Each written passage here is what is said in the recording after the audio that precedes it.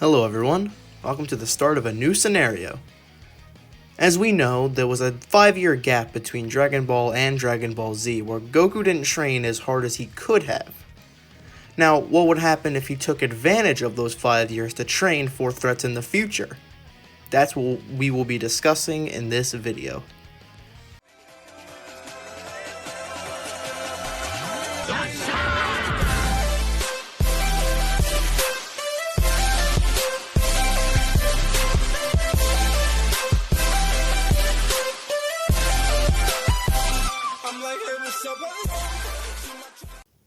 We start our story at the World Martial Arts Tournament. Goku has beaten Piccolo Jr., but lets him go to fight him again someday. Piccolo swears that Goku will regret this before leaving to go train.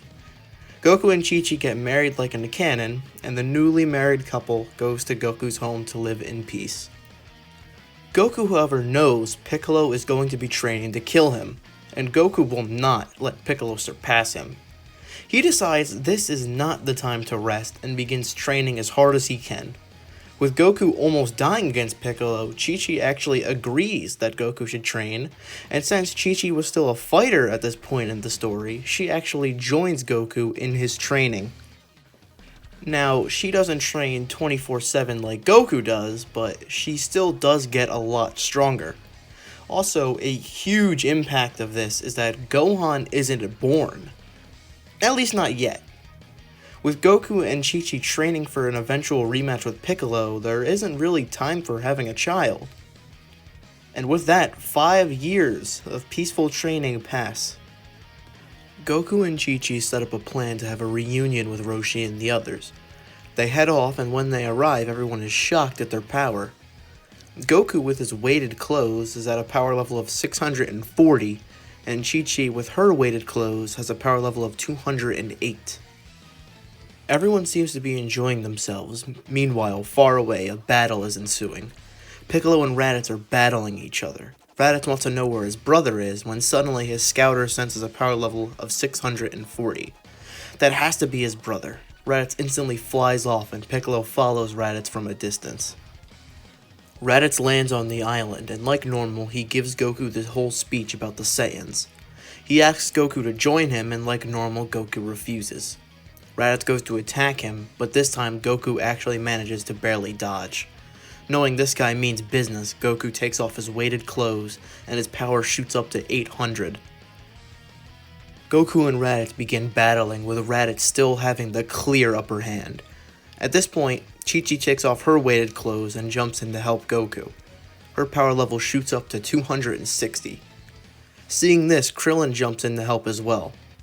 With Goku being the main attacker and Chi-Chi and Krillin acting as supports, the battle is actually seeming even. Suddenly, Goku senses something very powerful. He has no clue what it is, but he pushes it to the side, as he needs to focus on the battle in front of him. The four continue their battle with Goku on his last legs. Raditz begins to charge up one final attack to kill all three of them, when suddenly a beam comes out of seemingly nowhere, which goes right through Raditz's chest and hits Goku in the shoulder. Both brothers fall to the ground in pain. Everyone looks to where the beam came from, and floating there is Piccolo. Raditz then gives his speech about Vegeta and Nappa coming in a year to avenge him, and then Raditz dies. Piccolo flies over and lands on the island. He could easily kill everyone here in their weakened state, but after hearing about Vegeta and Nappa, he decides he'll need them to beat the Saiyans. He tells Goku that he will be on the battlefield to battle the Saiyans, but not to help Goku. He will be there because he will be the one to take over Earth, not some stupid Saiyans. With that said, Piccolo gives one last glare at everyone there and flies away. Goku, Chi-Chi, and Krillin get senzu beans and are ready to train. Like normal, Krillin, Tien, Yamcha, Yajirobe, and Chaozu train on the lookout with Kami. But this time, Goku and Chi-Chi train there as well. This means the humans will also get stronger due to Chi-Chi and a very strong Goku being there. Meanwhile, Piccolo is off in some wasteland training by himself. Seeing how strong Goku was angered him. Piccolo trains even harder than he did in canon. 1 year passes and everyone is ready to battle. So let's go over everybody's power levels first. Goku has a power level of 7,200, Piccolo has a power level of 4,000, Chi-Chi has a power level of 2,236, Tien has a power level of 2,150, Krillin has a power level of 2,000, Yamcha has a power level of 1,522, Yajirobe has a power level of 1,200, and Chiaotzu has a power level of 1,000. Everyone flies off the lookout and meets up at Piccolo's location.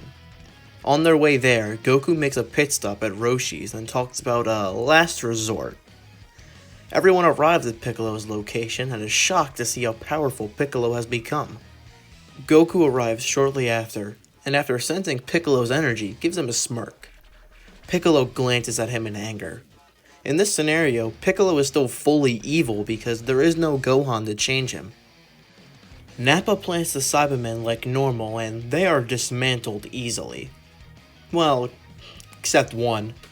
Yamcha battles one, and when suddenly it explodes, it leaves Yamcha in a crater.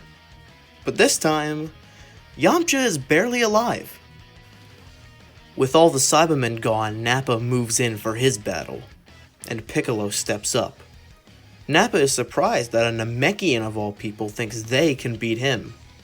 Piccolo is both confused as to what a Namekian is, and enraged that someone would look down on the son of the Demon King.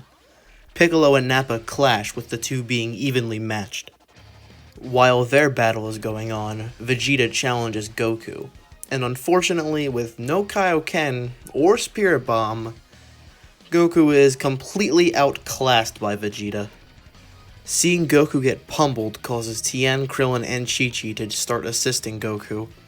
Krillin hits Vegeta with Solar Flare, which allows Tien to hit Vegeta with a full-powered Neo Tri-Beam, aka the attack he used against Cell. Goku tells Tien to stop, but he doesn't listen. This attack actually does damage Vegeta a decent amount, but unfortunately, Tien doesn't last. He collapses dead on the ground after using it. At this point, Piccolo disposed of Nappa after outsmarting him, and begins charging at Vegeta. Vegeta is severely pissed off at the damage a mere human did to him, and is no longer in the mood for games. He instantly turns Piccolo into dirty fireworks, killing him.